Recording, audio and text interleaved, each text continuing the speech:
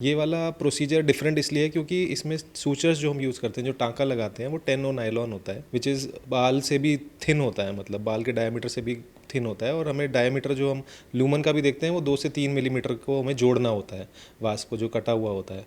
तो रोबोट का इस बार हमने पहली बार इसमें एक्सप्लोर किया। जब रोबोट में वो सारी स्केलिंग हो जाती है और मैग्नीफिकेशन उतना ही होता है, सो प्लस आप टाँका भी किसी भी डायरेक्शन में ले सकते हैं, ये भी इंपॉर्टेंट एक चीज़ हमें पता चली इसमें। रोबोट क्योंकि स्टेबिलिटी देता है।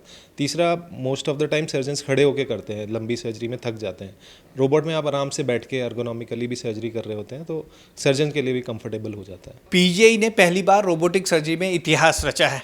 इसमें ये रोबोटिक सर्जरी की गई है। एक केस में पर्टिकुलरली अगर इस सर्जरी का नाम लेंगे तो काफ़ी डिफिकल्ट है, वेसोवासोस्टॉमी सर्जरी। मैंने भी 2 बार याद किया, उसके बाद मुझे याद है, लेकिन इसको आसान भाषा में समझते हैं। हमारे साथ उन टीम के डॉक्टर्स हैं, डॉक्टर रवि मोहन और डॉक्टर आदित्य शर्मा। उनसे जानते हैं, सर ये आपने फर्स्ट टाइम हिस्ट्री क्रिएट किया है और रोबोटिक सर्जरी किया है, कितना डिफ़िकल्ट था और कितना आसान था, और रोबोटिक सर्जरी अब अमूमन हो रही है पीजीआई में?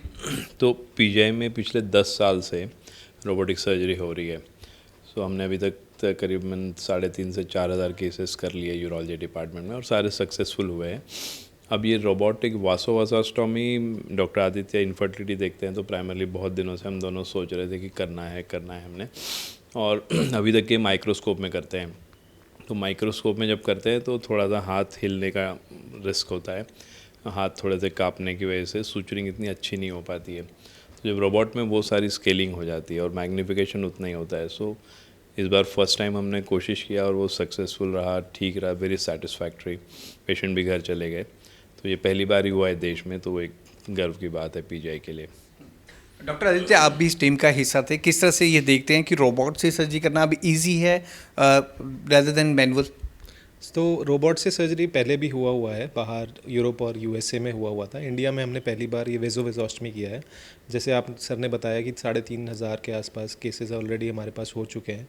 ये वाला प्रोसीजर डिफरेंट इसलिए है क्योंकि इसमें सूचर्स जो हम यूज़ करते हैं, जो टाँका लगाते हैं, वो 10 और नायलॉन होता है, विच इज़ बाल से भी थिन होता है, मतलब बाल के डायमीटर से भी थिन होता है। और हमें डायमीटर जो हम लूमन का भी देखते हैं वो 2 से 3 मिलीमीटर को हमें जोड़ना होता है, वास को जो कटा हुआ होता है। तो रोबोट का इस बार हमने पहली बार इसमें एक्सप्लोर किया, और आगे मेरे ख्याल हम और भी केसेस करेंगे ये वाले। तो उससे हमारा जो है बाकी चीज़ें भी स्ट्रीमलाइन होगी, ऑपरेटिव टाइम वगैरह भी कम होएगा। फ़ायदा जैसे सर ने बताया कि ट्रेमर बिल्कुल नहीं हो जाते होते हैं, जो सर्जिकल ट्रेमर्स रहते हैं। प्लस आप टाँका भी किसी भी डायरेक्शन में ले सकते हैं, ये भी इंपॉर्टेंट एक चीज़ हमें पता चली इसमें। रोबोट क्योंकि स्टेबिलिटी देता है। तीसरा, most of the time surgeons खड़े होकर करते हैं, लंबी सर्जरी में थक जाते हैं। रोबोट में आप आराम से बैठ के अर्गोनॉमिकली भी सर्जरी कर रहे होते हैं, तो सर्जन के लिए भी कंफर्टेबल हो जाता है। सर, इस केस की अगर बात करें, पर्टिकुलरली ये केस डिफरेंट था और 43 इनकी एज थी, लेकिन ये भी आसानी से हो जाता है। अब जिस तरह से इस केस में अगर हम बात करें, पंजाब से ये आते हैं और दोबारा ये एक बारी नसबंदी करा चुके थे और दोबारा इनको संतान की चाह थी। हाँ, आसान से हो जाए तो सबसे इम्पोर्टेंट है कि वो दोनों एंड्स है उसको अच्छे से जोड़ा जाए। वो अगर ठीक हो जाए, और हम लोग माइक्रोस्कोप में स्पर्म्स है कि नहीं चेक करते हैं ऑन टेबल, तो वो भी थे। तो एक बार वो जुड़ जाए तो ट्यूब ही है, फिर तो सब कुछ ठीक हो जाता है उनका। सो ये सर्जरी इन जनरल सक्सेसफुल है। डॉक्टर, अभी रोबोट की अगर हम बात करें तो पीजीआई के पास इनफ है कि आसानी से हम कर सकते हैं, क्योंकि पीजीआई में वर्कलोड भी बहुत है, पेशेंट लोड भी बहुत है। तो ये डिसाइड कैसे होता है कि किस पेशेंट पे ये इस्तेमाल होना चाहिए, या पेशेंट की भी सहमति ली जाती है? जी, पेशेंट की बिल्कुल सहमति ली जाती है पहले, हर प्रोसीजर से पहले। रोबोट मेनली हम लोग अभी कैंसर सर्जरीज़ के लिए यूज़ कर रहे थे, कैंसर और कॉम्प्लेक्स रिकन्स्ट्रक्टिव, जिसमें कभी किडनी में पूरा यूरेटर डैमेज्ड है, जिसमें हमें आंत को लंबा यूज़ करना है, वैसी सर्जरीज़ के लिए हम लोग यूज़ कर रहे थे। और पेल्विस और जहाँ पे डीप एरियाज़ होते हैं, जहाँ पे हमारा हाथ पहुँचना मुश्किल होता है सर्जन का, वहाँ पर यूज़ कर रहे थे। बट इस सर्जरी में जो यूनिक बात ये थी कि हमें बहुत थिन सूचर्स यूज़ करने थे स्टेबिलिटी एरिया में। तो ये भी एक हमने नया एरिया एक्सप्लोर किया। ऑलरेडी बाहर हो चुका था सर्जरी, इसलिए हम इस कारण से एक्सप्लोर कर पाए। अच्छी बात ये थी कि हम काफ़ी स्मूथली ये सर्जरी हम कर पाए, बिल्कुल 1 गो में ये सर्जरी एज इट इज़ हो गई। तो हम देखते हैं कि ये वाला नया एरिया हम एक्सप्लोर करेंगे। और डिसीजन मेकिंग यही पेशेंट से भी हम बात करते हैं, डिपेंडिंग अपॉन क्या क्या फैक्टर्स हैं, पेशेंट विलिंग है कि नहीं है, पेशेंट को ज़रूरत है कि नहीं है, हर चीज़ को दायरे में लेके हम डिसाइड करते हैं कि सर्जरी ज़रूरत है। सर, रोबोटिक सर्जरी में कितना टाइम लगता है? अगर ये ही सर्जरी मैनुअल होती तो कितना टाइम लगता, और रोबोटिक से कितना टाइम लगा? सो रोबोटिक में हमें तकरीबन 1 से 1.5 घंटा लगा उसमें, हम मैन्युअली करते हैं तो 2-2.5 घंटे लगते हैं, इससे ज़्यादा टाइम तो 1 आध घंटे का फ़र्क है। सबसे इम्पॉर्टेंट है कि काम जो हुआ है वो स्मूथ एंड परफेक्ट होना, वो रोबोट की मदद से बेटर हुआ है। अदरवाइज़ तो हाथ से करते हैं तो टाइम में कई बार हो सकता है आप फास्ट करके जल्दी भी कर लो, बट वो परफेक्शन वाला जो काम है वो रोबोट ने इंश्योर किया था।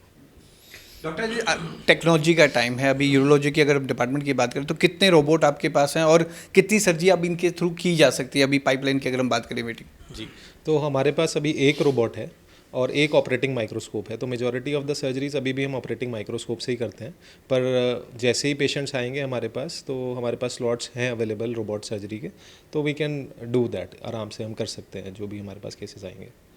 सर, मैं आउटर की अगर बात करूं तो प्राइवेट हॉस्पिटल में रोबोटिक का एक्स्ट्रा चार्ज किया जाता है, तो पीजीआई में ये मिनिमम है कि इसका भी एक्स्ट्रा चार्ज होता है? सो नॉर्मल सर्जरी से एक्स्ट्रा चार्ज है, बट 30,000 लगते हैं पर केस। रोबोट के इंस्ट्रूमेंट्स तकरीबन 1 लाख लगते हैं, सो वो पीजीआई का एक कंसेशनल प्राइस है कि 30,000 में हो जाती है। प्लस जब 2-3 पेशेंट ऑपरेट हो जाए उसी दिन तो लगभग 1 लाख पीजीआई को भी मिल जाते हैं, so that way it is balanced out. Eventually ये होगा कि सारी सर्जरीज़ में रोबोट का कहीं ना कहीं यूज़ आएगा। सो क्योंकि इफ़ यू आर डूइंग, अगर आप कोई काम बहुत प्रिसाइसली कर पा रहे हो, नए नए एरिया जैसे हमने ये एक्सप्लोर हुआ है, तो नए नए एरियाज ऐसे एक्सप्लोर होंगे जहाँ पे हम प्रिसाइज काम कर पाएंगे फ्यूचर में, तो वो प्रिसीजन के लिए रोबोट यूज़ ज़्यादा से ज़्यादा होगा। और इंस्टीट्यूट में ही गरीब बंदे जहाँ पे कुछ किसी का कुछ नहीं हो सकता, वो इंस्टीट्यूट में अच्छा काम हो जाए तो इससे अच्छी क्या बात है। सर, 1 घंटे में ये पूरी सर्जरी होगी तो उनको छुट्टी कितने टाइम के बाद मिल गई? क्या जैसे मॉर्निंग में हुआ तो इवनिंग तक छुट्टी भी मिल गई थी उनको? तो हमारा कोशिश ही रहता है मॉर्निंग में सर्जरी करके इवनिंग तक भेज दें, बट ये फर्स्ट सर्जरी हमने किया था तो हमने नेक्स्ट डे मॉर्निंग तक उनको रखा था, नेक्स्ट डे मॉर्निंग में हमने उनको छुट्टी दे दिया था और आराम से कंफर्टेबली गए। आई थिंक आपने फ़ोटो भी देखा होगा, नेक्स्ट डे वो हमारे साथ खड़े होकर उन्होंने आराम से फ़ोटोग्राफ खिंचवाई है, तो ये है। तो डॉक्टर रवि मोहन और डॉक्टर आदित्य शर्मा है, रोबोटिक जो सर्जरी हुई है ये उस टीम के मेन अगर हम कहें तो हीरो हैं।